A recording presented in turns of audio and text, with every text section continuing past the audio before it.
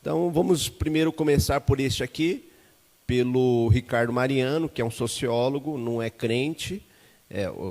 Crente eu não sei, mas eu sei que não era evangélico na época, né? Espero que possa se converter aí. Ele escreve sobre os neopentecostais. Ele vai dizer assim, deixa eu ler aqui um trecho do livro dele. Na verdade, eu vou ler uma citação que ele fez de Freston. Freston também é um estudioso sobre o movimento neopentecostal.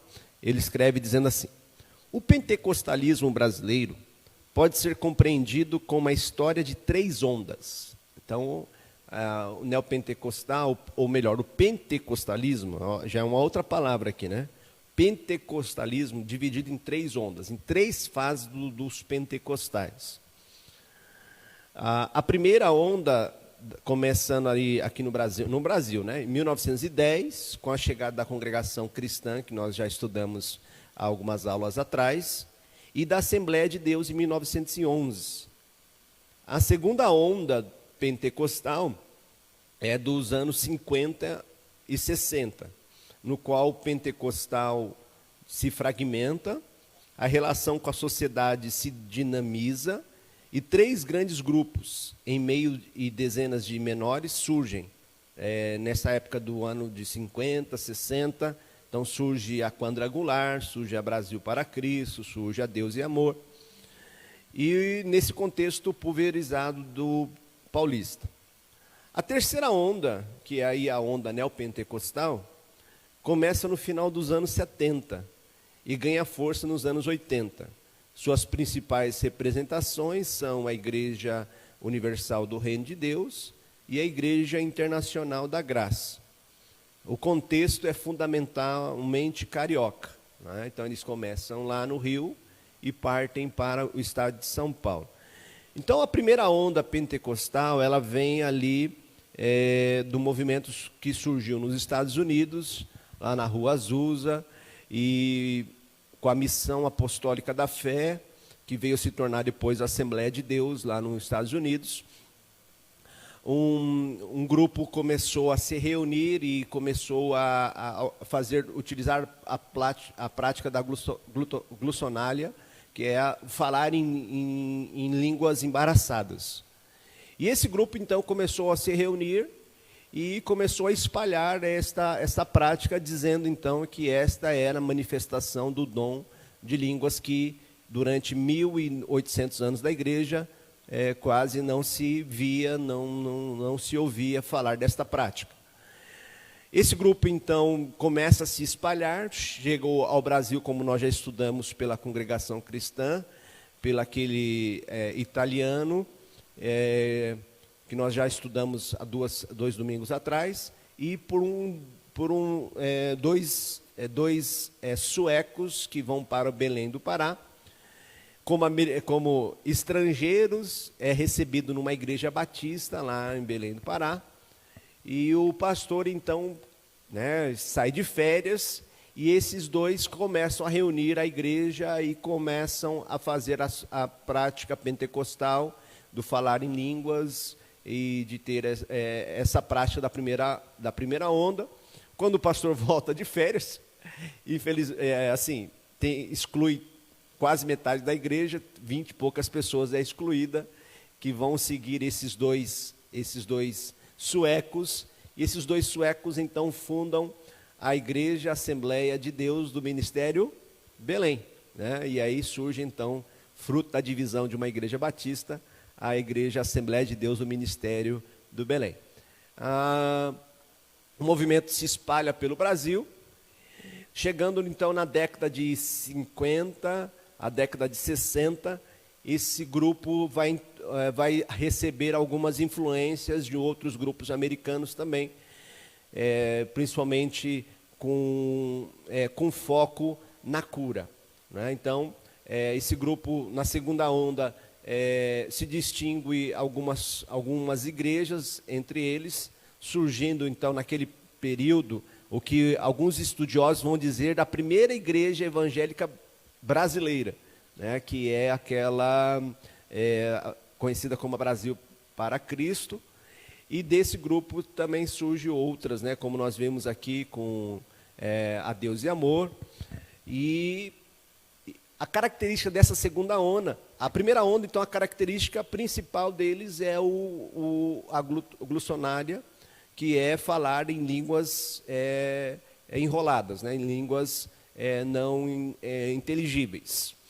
A segunda marca desta, então a segunda onda inicia com esse movimento dizendo que o uso dos dons, do dom de cura, né, na qual eles são marcados por um culto mais sensacionista, de mostrar ali, de chamar pessoas doentes à frente, de levar pessoas cadeirantes à frente, de falar sobre os sinais. Então, essa segunda onda se envolve exatamente nessa característica. E a terceira onda, que é o que nós estamos, é o foco do nosso estudo hoje, que é os neopentecostais, surge com uma outra identidade, né? Eles vão se distinguir, vão se distanciar dos primeiros pentecostais, nos quais geralmente eram mais voltados a se distanciar da sociedade, não assistiam TV, não tinham TV em casa, né, eram contra pessoas irem ao cinema, jogar bola, eram contra o crente se envolver com a sociedade, com a política.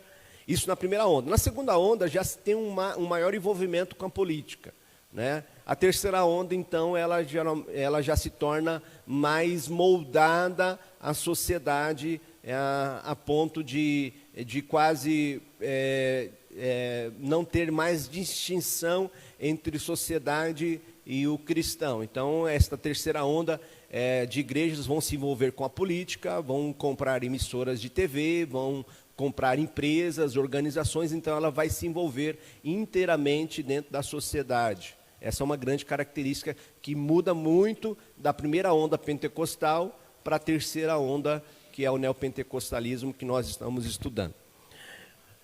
Eu quero ler alguns trechos desse outro livro aqui, do meu querido professor amado, David Bledson, que Deus o abençoe. O David Bledson, ele escreveu, então, Movimento Neopentecostal Brasileiro. Eu separei algumas questões aqui. Se você quiser deixar a sua dúvida, a sua pergunta, pode deixar aqui, tá bom? Então, Bledson escreve assim: definir o neopentecostalismo brasileiro é também uma tarefa desafiadora. Não existe uma teologia homogênea para a terceira onda, e suas igrejas associadas não parecem interessadas em desenvolvê-la. Essas igrejas também seguem a tendência iniciado pela segunda onda e pelas igrejas renovadas. Uma outra coisa que eu não falei aqui, que o Bledson acabou de citar, que eu li a citação do Bledson, é igrejas renovadas. Em quase todas as denominações históricas tradicionais, como a nossa, batista, sofreram influência dos pentecostais. Em 1964, a nossa denominação, ela excluiu em torno de 20 e poucas igrejas, exatamente por estarem desenvolvendo dentro da sua igreja práticas pentecostais, que, como falar em línguas, usar o glossonália, né, e imitar essas práticas que as igrejas carismáticas pentecostais estavam fazendo. E desse grupo que se dividiu, criou-se uma outra organização, né, a Convenção Batista Nacional, das igrejas batistas pentecostais. Uma delas, né, surgiu uma grande igreja aí que influenciou bastante o Brasil, a Igreja Batista da Lagoinha, a Igreja Batista do Povo. Então, essas igrejas, elas surgiram desse fruto, dessa divisão que nós sofremos em 1964. Acredito eu hoje que, claro, nós não podemos fazer um anacronismo, olhar para trás e com o mesmo pensamento que nós temos hoje. Eu acredito que se fosse hoje, dificilmente nós dividiríamos, né, o nosso grupo provavelmente conseguiríamos conviver como nós temos convivido com algumas práticas renovadas diferentes das igrejas. Então, mas o fato é que em 1964, uma decisão, né, inclusive o pastor que organizou esta igreja estava dirigindo a assembleia que excluiu essas igrejas, o pastor Rubens Lopes. Ele então, junto, claro, não foi ele, né, foi a convenção, votou que essas igrejas deveriam ser excluídas, e esse grupo se iniciou uma outra igreja, denominação batista, que é a Convenção Batista Nacional, que são das igrejas batistas renovadas. Então, em 1960, muitas igrejas tradicionais sofreram rachas, divisões, como foi a nossa. Os presbiterianos têm a igreja presbiteriana independente. Da mesma forma, então, as igrejas tradicionais também sofreram assim, né? Não digo sofrer de machucar, não. Deus direcionou, acredito que Deus conduz, o Senhor é o Senhor da igreja, né? Mas naquele momento nós não conseguimos conversar, entrar no consenso, e houve então a divisão da nossa denominação, a exclusão dessas igrejas, e essas igrejas fundaram uma outra denominação, que é que o David Bledson aqui chama de Igreja Renovada. Essas igrejas também seguem a tendência de diversificar, como eu já li, né? Por outro lado, suas histórias, estruturas eclesiásticas, discursos e métodos oferecem características gerais que favorecem a distinção do neopentecostalismo do período inicial. O neopentecostalismo é uma nova forma de religião pentecostal, na qual a batalha espiritual, os exorcismos, as curas imediatas e a prosperidade pessoal neste mundo substituíram a tradicional ênfase pentecostal no falar em línguas, na moralidade pietista rígida, na segunda volta de Jesus e na salvação eterna. Então, Bledson está fazendo uma distinção dos pentecostais para o neopentecostalismo, que seria então a terceira onda pentecostal, dizendo que eles fogem destas características iniciais, né?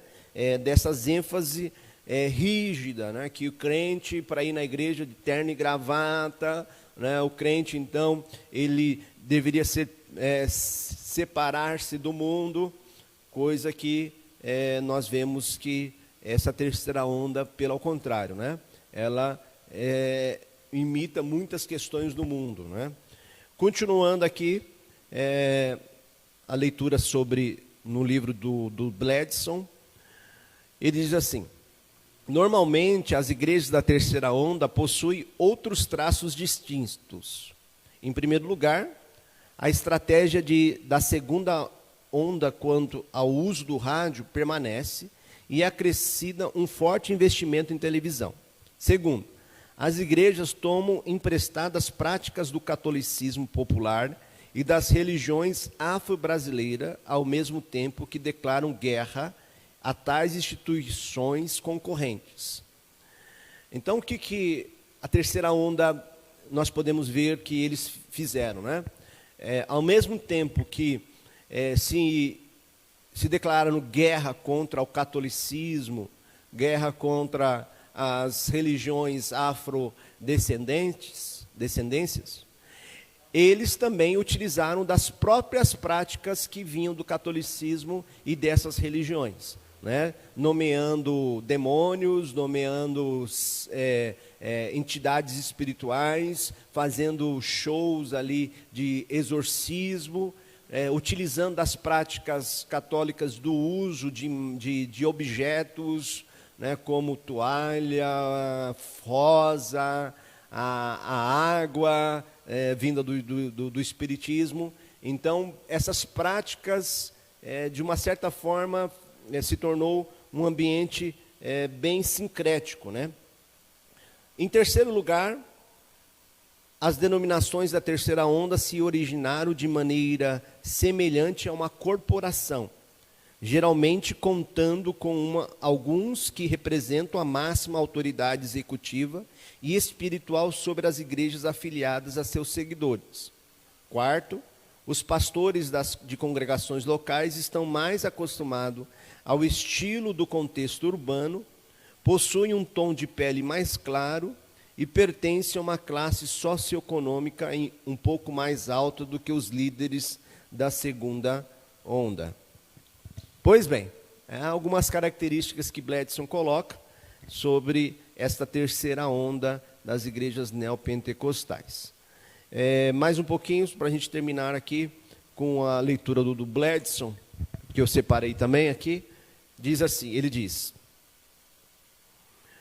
a existência se torna centrada no consumo.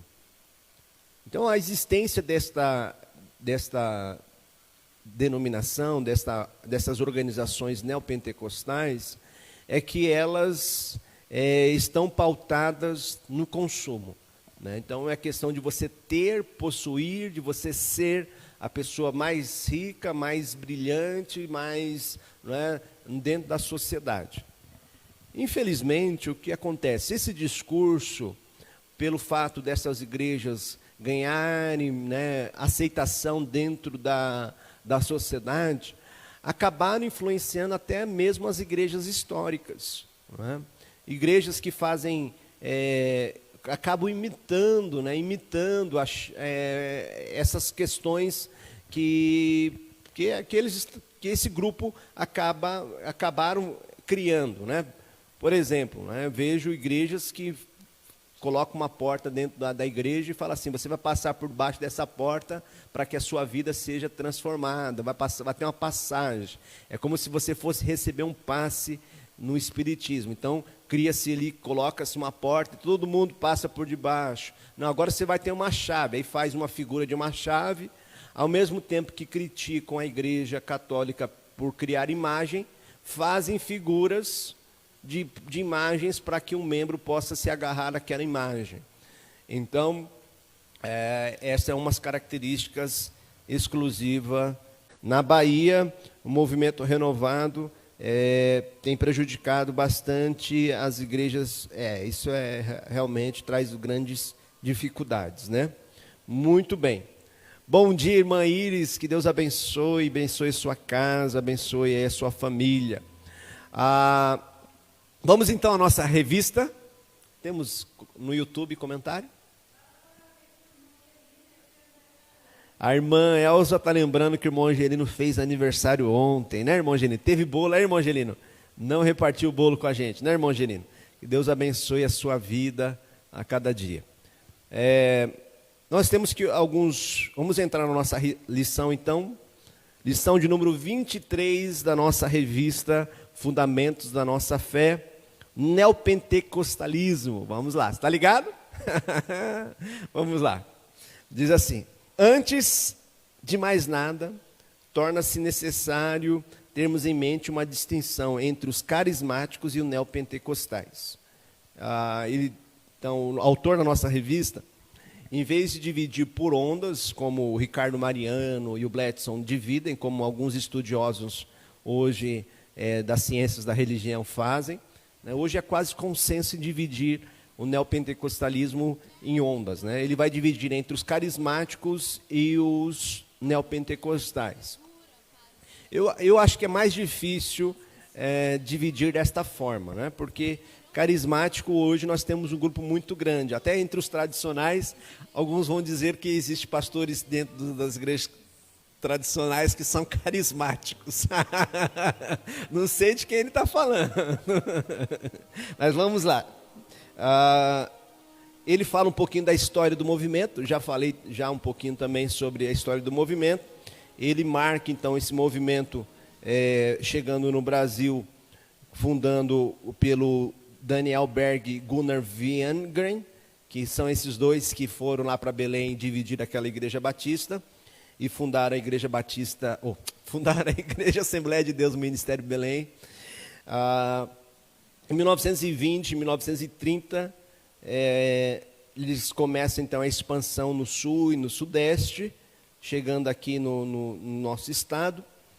Então, vamos ver alguns erros doutrinários que o nosso autor da nossa revista coloca, acentua, para que nós possamos observar e entender o quão perigoso é esse movimento neopentecostal. Eu já falei de algumas questões dessas principais que eu vejo, que ele não coloca aqui na revista, que é exatamente essa forma de lidar com o dinheiro. Lidar com o dinheiro. Então, vale tudo se você for feliz, vale tudo se você se tornar rico. Então, é tudo pela riqueza. Eu, quando estava fazendo o meu mestrado, fazendo um mestrado, uma disciplina do mestrado, inclusive com o Dr. Bledson, o Dr. Bledson nos levou, na época, numa das maiores igrejas neopentecostais que tinha no Brasil, lá no Rio de Janeiro, e nós fomos lá acompanhar uma reunião. E eu vi pessoas muito simples, mas eu vi pessoas ali extremamente gananciosas.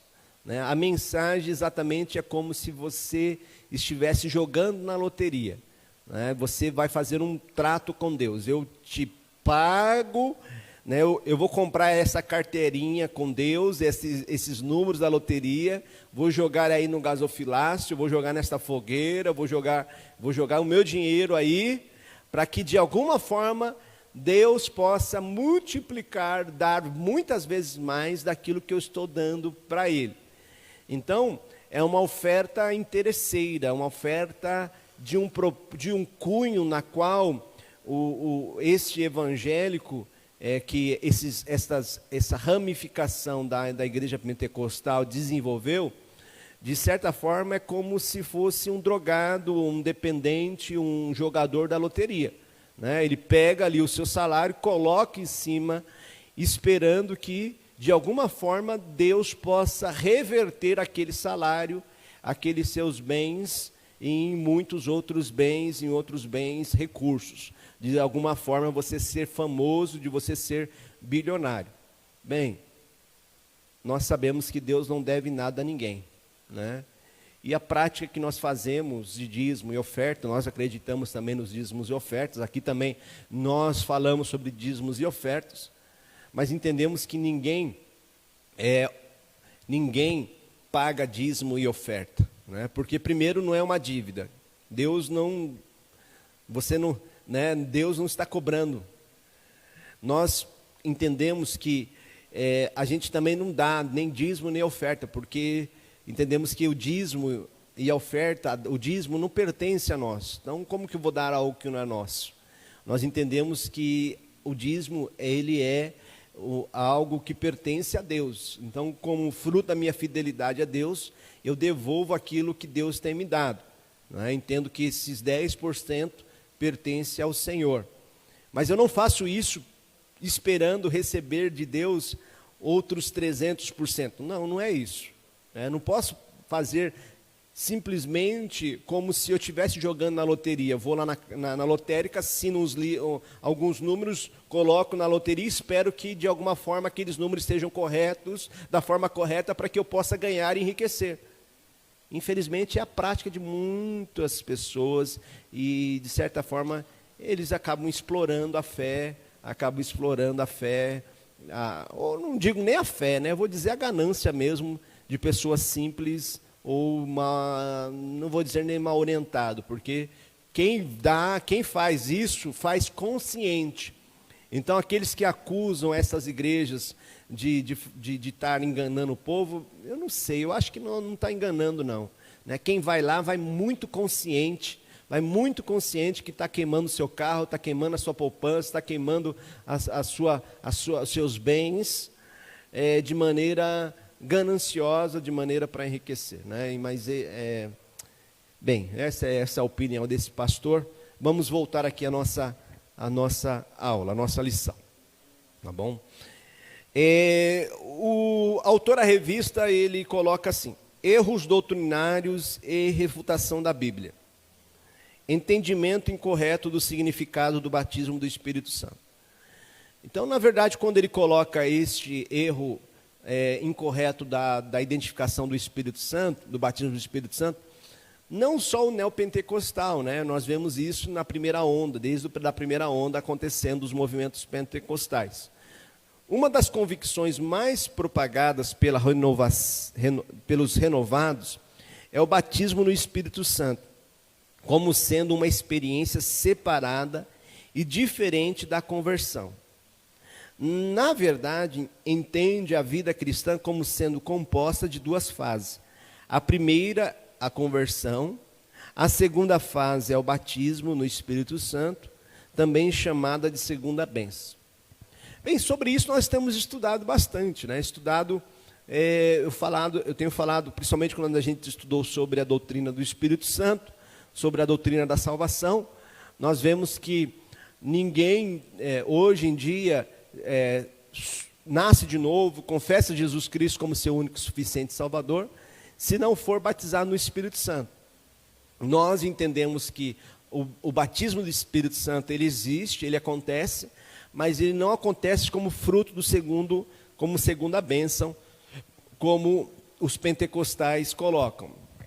Então, eu acredito que o autor da revista aqui, quando veio falar de neopentecostal, ele acabou meio que se confundindo e colocando tudo num bojo só, né? Essa característica é uma característica não só dos neopentecostais, mas também dos pentecostais. Alguns textos bíblicos, né, que apresentam no livro de Atos, que trazem essa possibilidade, então, como que se chegou-se a isso, né? Uma leitura um pouco simplista aí, talvez, do livro de Atos. Eles vão dizer assim, Atos capítulo 21, verso 1 e 4 diz assim: E cumpriu-se o dia de Pentecoste. Estavam todos reunidos no mesmo lugar. E de repente veio do céu um som, ou melhor, Atos 2, né, Atos 2, verso 1 e verso 4.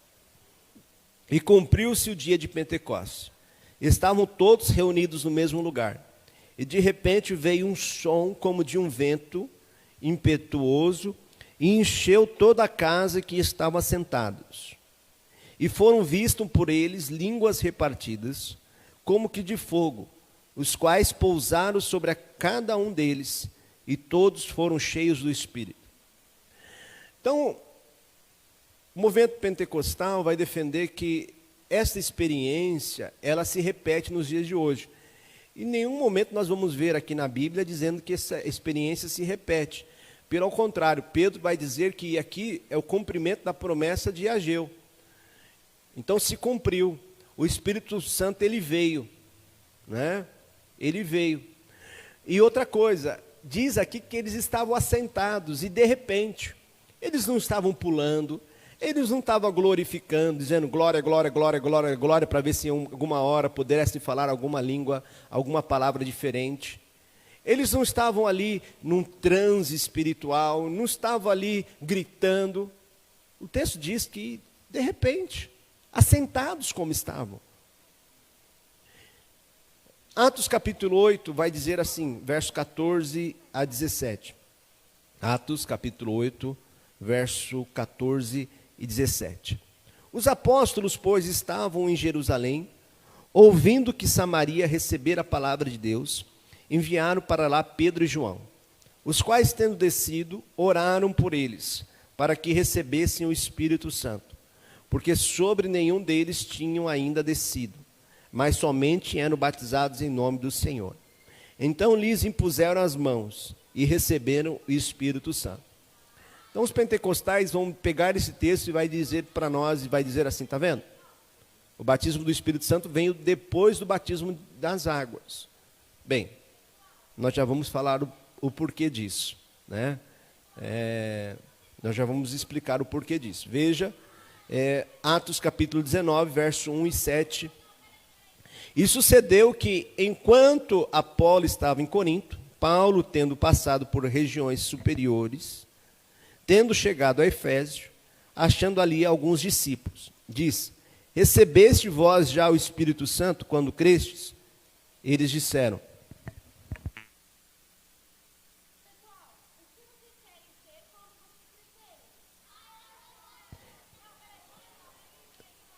E eles disseram: nós nem ainda ouvimos que haja Espírito Santo. Perguntou eles: em quem sois batizados então? E eles disseram: no batismo de João, batismo do arrependimento, dizendo ao povo que cresce.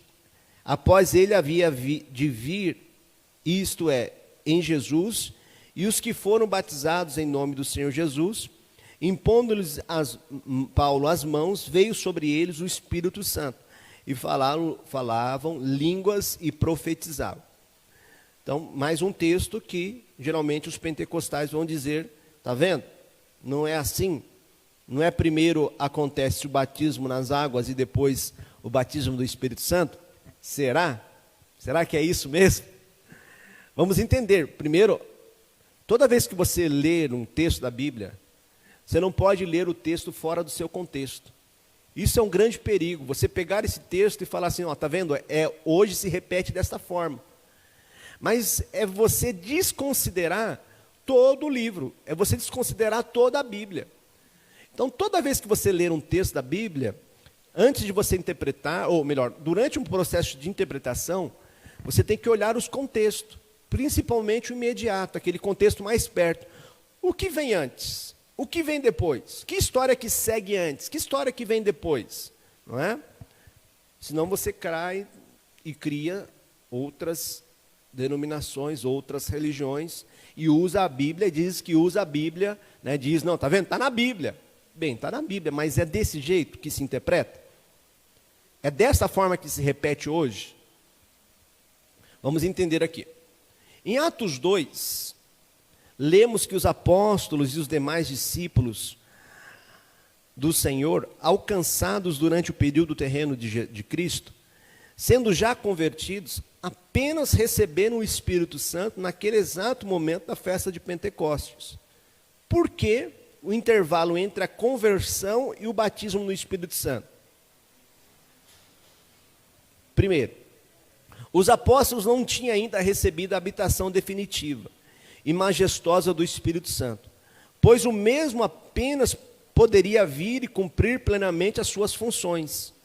Em João 16:7, Jesus diz: todavia digo-vos a verdade, porque se eu não for, o Consolador não virá a vós, mas se eu for, vô-lo-ei enviarei. Então, entre o período terreno, ministério terreno de Jesus Cristo, até ele ser assunto aos céus, o Espírito Santo, ele não tinha vindo à terra definitivamente. O Espírito Santo, ele é uma promessa de Jesus, que ficaria entre os crentes, seria o meu e o seu Consolador. O Espírito Santo é aquele que nos convence do pecado, da justiça e do juízo. Então, tem que ler esse texto de Atos, entender o tempo histórico. Até aquele momento, o Espírito Santo era uma promessa. Mas a partir do momento que Jesus subiu aos céus, em Atos capítulo 1, Atos capítulo 2, o que acontece? A promessa se cumpre. Então, por que um pentecostal vai dizer para você assim: está vendo? No texto está dizendo que eles primeiro foram batizados nas águas e depois receberam o Espírito Santo. É claro, há um tempo do cumprimento da promessa e um tempo do cumprimento. Nós já não estamos mais nesse tempo da promessa. A promessa foi cumprida. E todo aquele que confessa Jesus Cristo como seu Senhor e Salvador, hoje, a promessa já foi feita, já foi cumprida, o Espírito Santo já desceu, o Consolador está entre nós. Eu não preciso ficar buscando, esperando o Pentecostes acontecer, ele já aconteceu. Se eu não acreditar desta forma, o livro de Atos não faz sentido. É como eu desconsiderar toda a Bíblia. Segundo, o batismo no Espírito Santo era o início de uma nova era. Também por isso Deus reservou para um dado momento este evento tão singular, acompanhado por tantos sinais e prodígios. O som vindo do céu, línguas de fogo, a capacidade de falar em línguas estrangeiras. A partir daquele instante, o Espírito Santo restrito a poucas pessoas, estaria pronto para habitar em todos os corações. Promessa de Joel capítulo 2, verso 28 e 29. Joel capítulo 2, verso 28 a 29. Diz assim: e há de ser que depois derramarei do meu espírito sobre toda a carne, e vossos filhos e filhas profetizarão, os vossos velhos terão sonhos, os vossos mancebos terão visões, e também sobre os servos e sobre as servas naqueles dias derramarei o meu espírito. Então a promessa era toda a carne. Naquele momento o Espírito Santo ele vinha, cumpria a sua missão, capacitando alguns homens, algumas mulheres. Hoje não. Hoje, louvado a Deus, louvado seja Deus, que o Senhor enviou a esta terra o Espírito Santo para abrir os meus olhos e abrir os seus olhos. E a partir do momento que nós confessamos a Jesus Cristo, Efésios capítulo 1, verso 17, a gente estudou bastante, 11 em diante, vai dizer sobre isso. Que a partir do momento que nós cremos em Cristo, nós somos selados, somos batizados. Então, por esses dois motivos, entendemos que a singularidade no momento é que trouxe uma distância cronológica tão grande entre a conversão e o batismo do Espírito Santo. Atos capítulo 8, que nós já lemos, que também é um texto utilizado como prova do pensamento neopentecostal, de que o batismo do Espírito Santo é uma experiência separada da conversão, constitui-se numa exceção. Vamos observar alguns fatos importantes. Já é conhecida a rivalidade que existe entre judeus e samaritanos. Aliás, quando os samaritanos começaram a crer no Evangelho, os apóstolos que eram judeus, assim como era judia a igreja até aquele momento, enviaram Pedro e João para saberem o que estava acontecendo. Então, por que demora a haver esse batismo do Espírito Santo lá em Samaria? Exatamente para demonstrar que a igreja não era mais uma igreja só de judeus, mas era uma igreja de todos os povos, línguas e nações. Por isso que nós vamos ver vários Pentecostes acontecer no livro de Atos. Por isso que Atos capítulo 8, nós vemos acontecer desta forma. Os samaritanos, quando questionados pelos dois apóstolos sobre sua fé, afirmaram ter descido as águas batismais, mas ainda não tinham recebido o Espírito Santo. E somente depois que os apóstolos impuseram as mãos é que eles foram batizados. Olha, preste atenção. Isso aqui é muito importante. Por que as coisas aconteceram dessa maneira? Porque a vinda do Espírito Santo sobre aqueles homens foi imediata. Não foi imediata, melhor dizendo, né? Ora, a inimizade entre os judeus e samaritanos, como eu já disse, não é? Mas caso alguma dúvida fosse levantada sobre a conversão desses samaritanos, né, entre os membros da igreja de Jerusalém, a demonstração do batismo do Espírito Santo, naquele momento, mostra então o início, né? Eles receberam o mesmo Espírito Santo que nós recebemos no início, né? Aqui as palavras de Pedro. Além de tudo isso, os gentios, os samaritanos, apenas receberam o Espírito Santo com a imposição das mãos dos apóstolos, enviados de Jerusalém. Tal acontecimento serviu como ilustração da submissão devida aos apóstolos e também identificou a igreja judia com a gentia que estava nascendo, faziam assim elas partes de um único corpo e um só organismo. Por que Atos 8 foi desta forma? Exatamente para que pudesse demonstrar que a igreja não era apenas a igreja de judeus e que havia unidade entre os judeus e os gentios. E por fim, Atos 19, um terceiro Pentecoste que acontece ali. O que nós podemos aprender lá em Atos 19? Paulo perguntou àqueles homens lá em Efésio, recebestes porventura o Espírito Santo? Eles responderam, nem ouvimos falar do Espírito Santo. E o duro é que alguns batistas, alguns anos atrás, com medo de ser caracterizados como pentecostais, pareciam esses membros aqui desta igreja, né, de Efésios. Nem sabemos quem é o Espírito Santo. Né? Algumas igrejas nem estudavam sobre o Espírito Santo. A gente tem que entender que o Espírito Santo é real e, sem dúvida, é muito importante estudarmos sobre o Espírito Santo.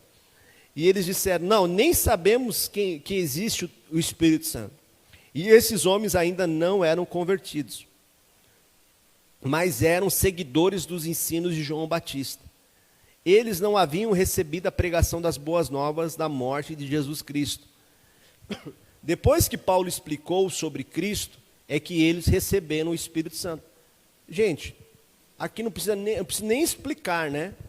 Se você leu a trajetória de João Batista, sabe que João Batista já apontava para o batismo do Espírito Santo em Cristo Jesus. Aqueles discípulos ainda não sabiam de Cristo, sabiam de João. Então, quando chegou a mensagem de Cristo, é que eles foram batizados no Espírito. Simplesmente assim, gente.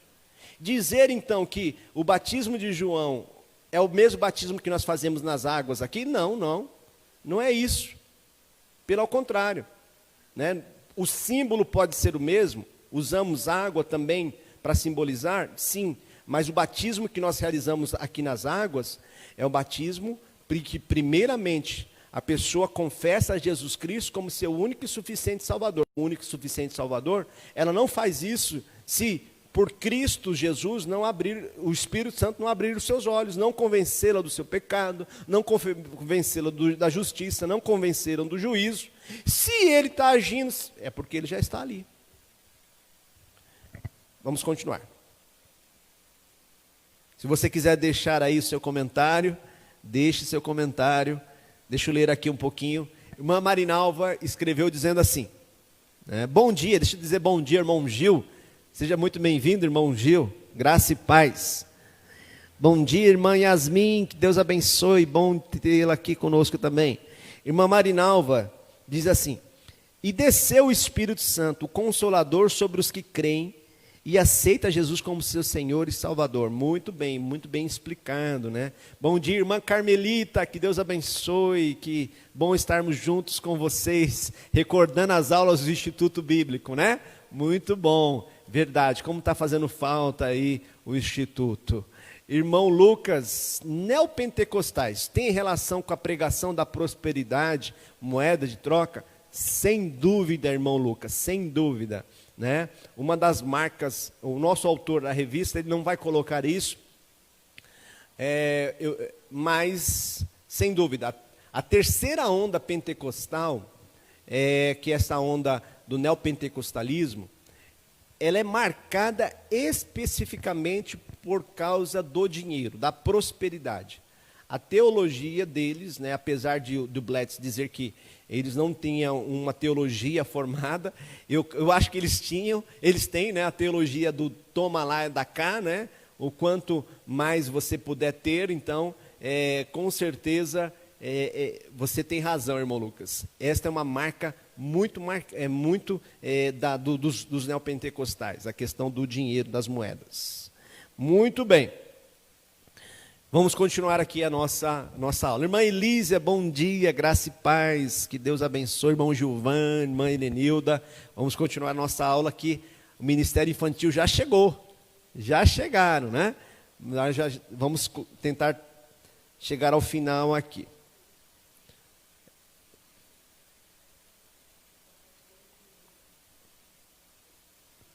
A irmã está me dizendo que tem uns 5 minutos ainda. Vamos lá. 6 minutos. Olha aí. As epístolas que trazem normas e não narrativas ensinam-nos que todos os crentes são batizados no Espírito Santo. Textos como 1 Coríntios 12, 13, Gálatas 3, 2 e 5, Tito 3, 4 e 5. Então, conforme diz esse texto, pois em um só Espírito todos nós fomos batizados em um corpo, quer judeu, quer grego, quer escravos, quer livres, e a todos nós foi dado de beber no só Espírito. Então, uma grande divisão aqui. Atos é uma narrativa que Lucas vai tentar colocar num momento histórico, né? Uma narrativa histórica, fase por fase, acontecendo como o cristianismo foi surgindo e crescendo. Já as epístolas, as cartas, já eram textos mais normativos, enviados às igrejas, como elas deveriam proceder. Então, uma diferença entre você estudar a carta, o livro de Atos, e achar ali normas para a prática da vida cristã, né? E as epístolas.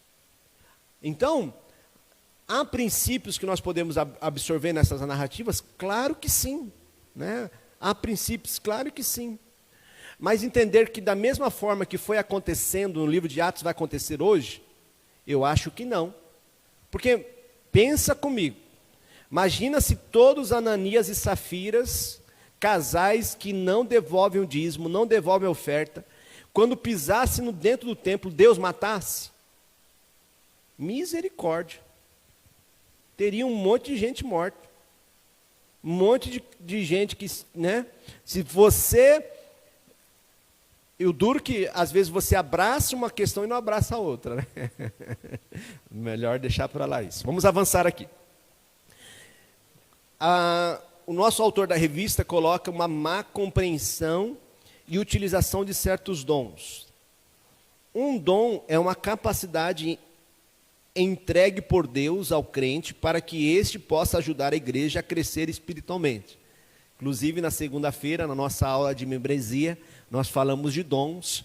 Eu deixei um aplicativo para os irmãos fazer um teste de dons e ali tentar descobrir quais os seus dons, tá bom? Se você quer saber desse aplicativo, depois você me pergunta que eu vou compartilhar com você, para você fazer esse teste de dons, para te ajudar a desenvolver os seus dons, para você poder servir naquilo que Deus tem te chamado na casa do Senhor.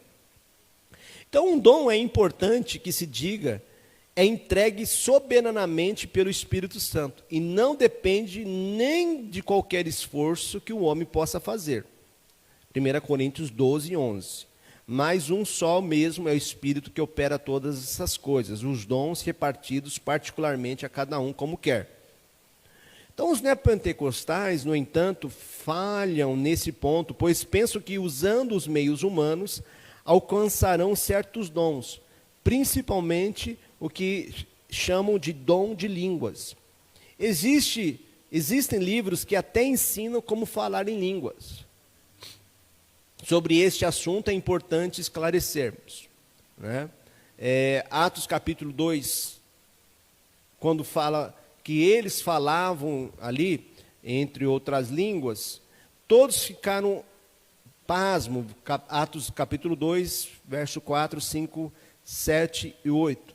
E todos ficaram maravilhados, dizendo uns para os outros: pois o quê? Não são galileus esses homens que estão falando?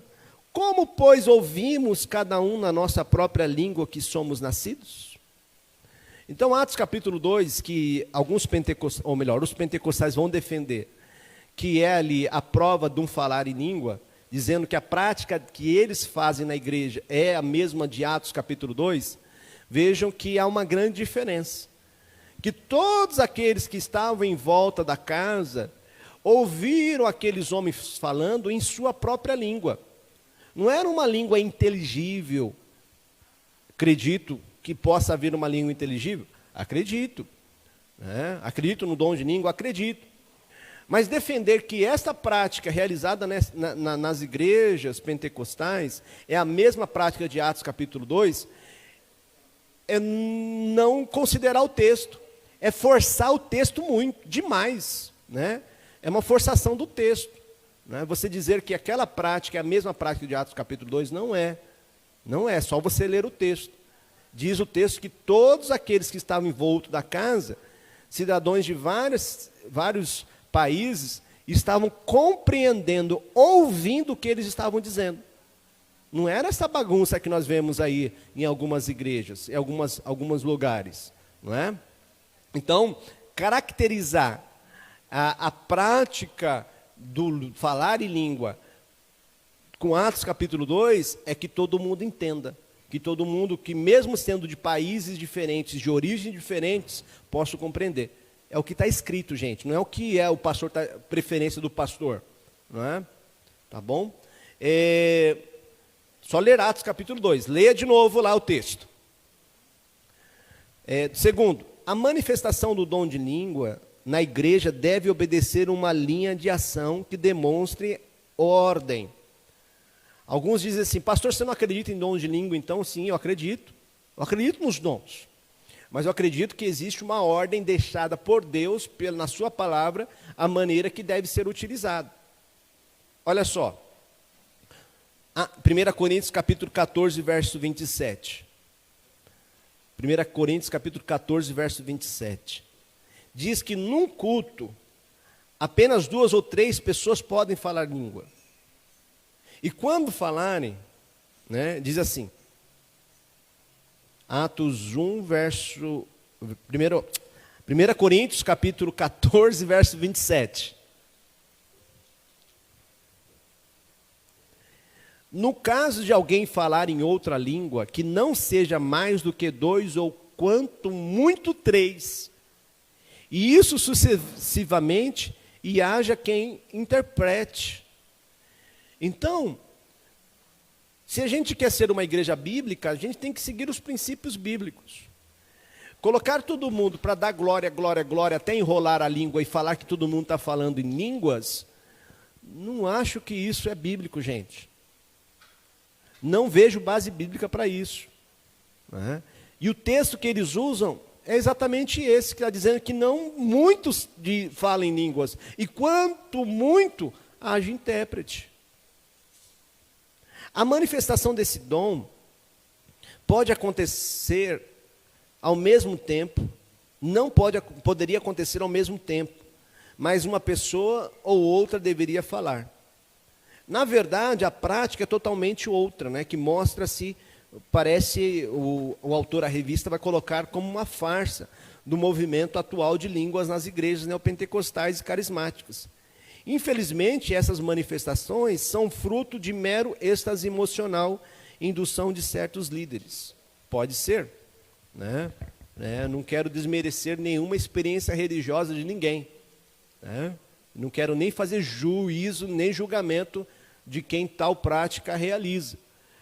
Mas se você está numa igreja e tenha dúvida disso, das práticas que você está fazendo, você está vendo lá, bem, se você ler o texto bíblico, você vai entender que não tem base bíblica para esses movimentos fazer desta forma. Não é? Quero concluir, vamos à conclusão, que o Ministério Infantil já está aqui, Thalita vai vir aqui para orar, mas eu quero antes ler aqui alguns comentários. Conclusão. O que mais atrai no movimento neopentecostal talvez seja a valorização do sensacionalismo. E tal sempre foi a ansiedade humana, a busca pelo inexplicável e incomum. Além disto, o movimento carismático propõe para o crente um crescimento espiritual imediato e extraordinário, como se Deus tivesse algumas pílulas mágicas em seus bolsos que tornariam seus filhos em super-homens espirituais. Mas aqueles que estão andando rumo à maturidade sabem que não é desta forma que nos tornamos mais espirituais. A maturidade é conquistada num esforço constante e crescente para ouvir, meditar e aplicar na própria vida a palavra de Deus.